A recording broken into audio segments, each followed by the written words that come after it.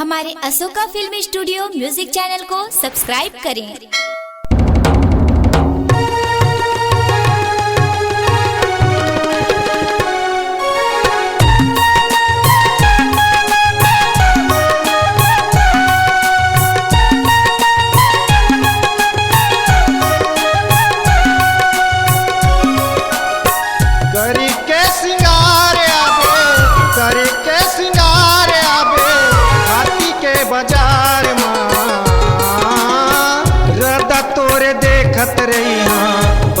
तरिया पार माँ गदा तोर देखत रही हाँ बैठे तरिया पार माँ।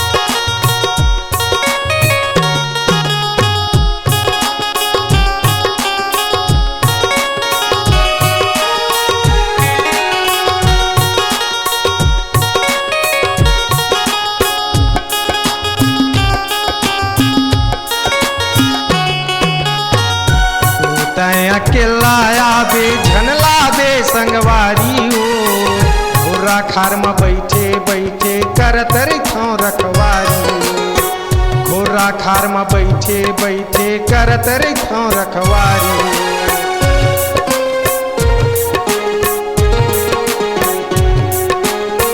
सुनी तय अकेला आवे झनला दे संगवारी हो घोरा खार में बैठे बैठे करत रही रखवारी घोरा खार में बैठे बैठे करत रही रखवारी।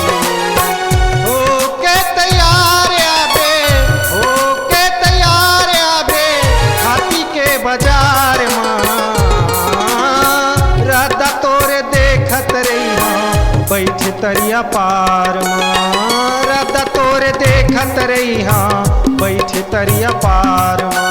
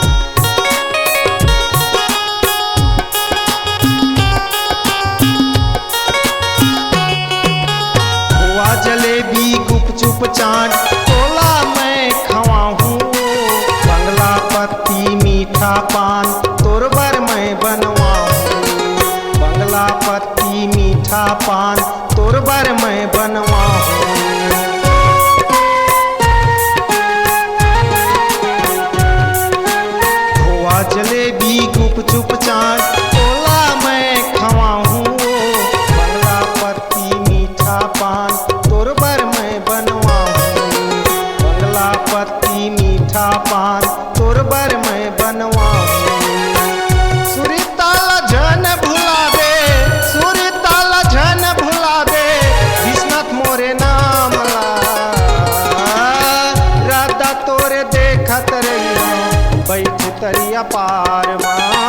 रद्दा मोरे देखत रही बे बैठ दरिया पार माँ। राधा तोरे देखत रही हूँ बैठ तरिया पार।